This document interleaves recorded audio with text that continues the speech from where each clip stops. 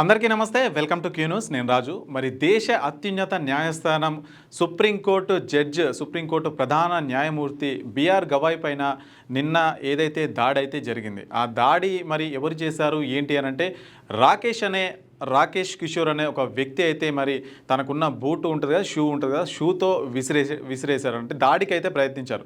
So అప్పటికే మరి అక్కడ ఉన్న సిబ్బంది ఎవరైతే ఉంటారో మరి అడ్డుకునే ప్రయత్నం అయితే చేశారు. మరి దాడి ఆ షూ ఏదైతే ఉంటుందో మరి దాన్ని విసురుకుంటూ కూడా సనాతన ధర్మం ఏదైతే దాని జోలికి వస్తే మరి ఖచ్చితంగా సహించేది లేదు అని చెప్పేసి రాకేష్ కిషోర్ అయితే కొన్ని కీలక వ్యాఖ్యలు అయితే చేయడం జరిగింది. మరి దాంతో జస్టిస్ బిఆర్ గవాయ్ గారు అయితే మరి వెళ్ళనివ్వండి, అవి పట్టించుకోవాల్సిన అవసరం లేదు, మీరైతే కొనసాగించండి అని చెప్పేసి కోర్టులో ఏవైతే వివిధ కేసులు ఉంటాయో అవైతే అట్లాగే నడిపిస్తున్నారు. సో ఏం జరిగింది ఏంటి అనేది దీని గురించి అయితే పూర్తిగా అయితే తెలుసుకుందాం. ఏదైతే మధ్యప్రదేశ్లో ఒక విష్ణు ఆలయం ఉంటుంది, అంటే విష్ణు ఆలయం తల లేకుండా విష్ణు దేవుడు అయితే ఆ విగ్రహం అయితే ఉంటుందన్నమాట. మరి దానికి సంబంధించిన ఒక పిటిషన్ అయితే అక్కడ దాఖలు చేసిరు. బిఆర్ గవాయ్ గారు అయితే దాన్ని విచారించడం జరిగింది. అంటే దాన్ని పునరుద్ధరణ చేయాలి, విగ్రహానికి పునరుద్ధరణ చేయాలని చెప్పేసి కూడా పిటిషనర్స్ ఎవరైతే ఉంటారో మరి ఇక్కడికి వచ్చారు. వచ్చిన తరుణంలో సో ఇది చేయాల్సిన అవసరం లేదు, ఇది పురావస్తు శాఖలో ఉంటుంది, సో దీనికి చాలా ప్రాసెస్ ఉంటుంది, దీనికి చేయ అవసరం లేదని చెప్పేసి ఆ కేసు అయితే కొట్టివేయడం జరిగింది. సో ఆ కొట్టివేసే క్రమంలో కొన్ని కీలక వ్యాఖ్యలు చేశారని చెప్పేసి కూడా మరి ఎవరైతే ఇప్పుడు రాకేష్ కిషోర్ అనే వ్యక్తి ఉన్నారో అతను చెప్పడం జరిగింది. మనకు సోషల్ మీడియాలో కానీ అటు టీవీ ఛానల్స్లో కానీ పెద్ద ఎత్తున వచ్చాయి. సో ఏవైతే విష్ణుమూర్తి విగ్రహం ఉంటుందో మరి మీరు నిజంగా విష్ణు భక్తులైతే కనుక విష్ణుమూర్తినే ప్రార్థించండి అని చెప్పేసి గవాయ్ గారు ఇలాంటి వ్యాఖ్యలు చేశారని చెప్పేసి కూడా వాళ్ళు అంటున్నారని చెప్పేసి సోషల్ మీడియాలో అటు మెయిన్ స్ట్రీమ్ మీడియాలో కూడా దేశం మొత్తం కూడా వార్తల్లో అయితే వచ్చింది. సో మరి నేను అలానేదు, మరి సోషల్ మీడియా కొంత వక్రీకరించింది అని చెప్పేసి కూడా గవాయ్ గారు తర్వాత వివరణ అయితే ఇచ్చారు. మరి నేను అన్న విధానం వేరు, ఇక్కడ ప్రొజెక్ట్ అయిన విధానం వేరు అని చెప్పేసి కూడా ఆల్రెడీ ఇచ్చినప్పటికీ కూడా మరి సనాతన ధర్మం పైన ఇలాంటి వివక్ష, ఇలాంటి వ్యాఖ్యలు ఎందుకు చేశారని చెప్పేసి మరి రాకేష్ కిషోర్ అనే వ్యక్తి సీనియర్ అడ్వకేట్ అయితే మరి షూ తీసి కూడా మరి దేశ అత్యున్నత న్యాయస్థానంలోని కోర్టు లోపలనే షూ తీసి విసిరే ప్రయత్నం అయితే చేశారు. మరి అక్కడ ఉన్న సిబ్బంది అయితే అడ్డుకున్నారు. అంటే ఒక అంటే ప్రధానమంత్రి, రాష్ట్రపతి, ఒక సుప్రీంకోర్టు ప్రధాన న్యాయమూర్తి, సో వీళ్ళు ప్రధానంగా ఒకే స్థాయి లాంటి వ్యక్తులు. అంటే ఒక స్థాయిలో ఇంత పెద్ద స్థాయిలో ఉన్న, అంటే దేశం అత్యున్నత న్యాయస్థానం అంటే అది ప్రధానమంత్రి, రాష్ట్రపతి స్టేజు అంత స్థాయి వ్యక్తులు అనమాట. సో అట్లాంటి స్టేజ్లో సుప్రీంకోర్టులోనే దాడి చేయడం ఎంతవరకు కరెక్ట్ అని చెప్పేసి కూడా చాలామంది, దేశంలో ఉన్నటువంటి చాలామంది అయితే దీన్ని అయితే వ్యతిరేకిస్తున్నారు. ప్రధానమంత్రి గారు కూడా ఫోన్ చేసి మాట్లాడడం జరిగింది. అదేవిధంగా ట్వీట్ కూడా చేశారు. మరి ఎందుకు చేసిరు అని చెప్పేసి కూడా చాలా దేశవ్యాప్తంగా ఇది ఒక పెద్ద చర్చ అయితే జరిగింది.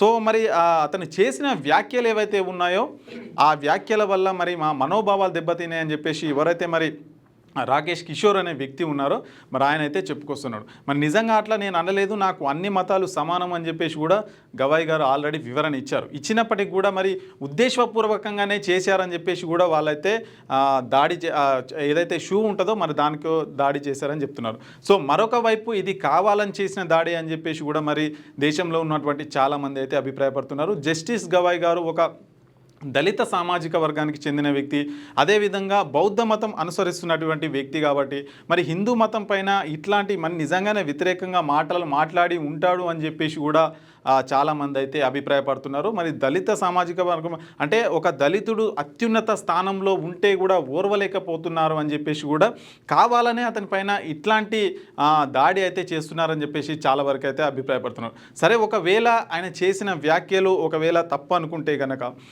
ఎవరినైనా శిక్షించే అధికారం మన రాజ్యాంగానికి ఉంది. మనం రాసుకున్నాం, అంటే దేశంలో రాజ్యాంగం ప్రకారం ప్రతి ఒక్కరు సమానమే. సో అట్లాంటప్పుడు అందులోకి చీఫ్ జస్టిస్ ఎవరైతే ఉంటారో మరి అతను కూడా అందులోకి వస్తప్పుడు ఒకవేళ అతను చేసిన వ్యాఖ్యలు మరి నేను అట్లా అనలేదు, నేను వేరే విధంగా అన్నా అని చెప్పేసి కూడా వివరణ ఇచ్చినప్పటికీ, ఒకవేళ అలా అన్నప్పటికీ కూడా అతని పైన కేసు పెట్టే అధికారం ఉంటుంది, అతని వివరణ కూడా అధికారం ఉంటుంది, అన్నీ ఉంటాయి. అయినప్పటికీ కూడా మరి దాడి చేయడం ఎంతవరకు కరెక్ట్? అంటే ఒక సుప్రీంకోర్టు న్యాయమూర్తి పైన కూడా దాడి చేసే స్థాయికి మన దేశంలో ఉన్న వ్యక్తులు వచ్చిరంటే మరి దీన్ని అయితే మరి ఎట్లా అర్థం చేసుకోవచ్చు అనేదే మరి దేశం మొత్తం కూడా చూస్తుంది. ఎందుకంటే మరి ఈ దాడిని అయితే ఖచ్చితంగా ఎవరు సమర్థించే ప్రసక్తి అయితే లేదు. ఎందుకంటే ప్రతి ఒక్కరు కూడా దీన్ని అయితే వ్యతిరేకిస్తున్నారు. ఖచ్చితంగా ఇట్లా జరగకూడదు, ఖచ్చితంగా శిక్ష పడాలని చెప్పేసి కూడా అందరూ కోరుకుంటున్నారు. మరొక వైపు నిన్న ఎవరైతే రాకేష్ కిషోర్ దాడి చేసిన తర్వాత మీడియాతో కూడా మాట్లాడారు. మీడియాతో మాట్లాడుతూ నేను దీనిపైన ఎలాంటి పశ్చాత్తాపం అయితే పడతలేను, నాకు దేవుడే స్వయంగా దేవుడే వచ్చి అలా చేపించాడని చెప్పేసి కూడా ఆయన స్వయంగా మీడియాతో, నేషనల్ మీడియాతో మాట్లాడుతూ కూడా చెప్పడం జరిగింది. అంటే నేను అది కావాలని చేయలేదు, నాకు దేవుడే వచ్చి నన్ను ఆ విధంగా చేసిండు, నేను చేసినందుకు ఎట్లాంటి బాధ అయితే పడతలేను, నేను కరెక్టే చేశాను అని చెప్పేసి, నేను కరెక్టే చేసిన అని చెప్పేసి కూడా ఆ విధంగా అయితే మీడియాతో మాట్లాడాడు. అంటే చూడండి ఒకసారి ఎంత వ్యతిరేకత, ఎంత హేటు అతని మైండ్లో ఉందో ఒకసారి అయితే మనం అర్థం చేసుకోవచ్చు. ఒకవేళ గవాయ్ గారు ఏవైతే వ్యాఖ్యలు చేశారో, ఒకవేళ అవి చట్టబద్ధమైనవి కాకపోతే ఆయన మీద కూడా యాక్షన్ తీసుకునే అధికారం ప్రతి ఒక్కరికి ఉంటుంది. రాజ్యాంగం ప్రకారం అందరు సమానమే కాబట్టి ప్రతి ఒక్కరికి ఆయన కూడా ఏవైతే వ్యాఖ్యలు ఉంటాయో మరి అవి సరికావు అని చెప్పే ఆప్షన్ కూడా ఉంటుంది.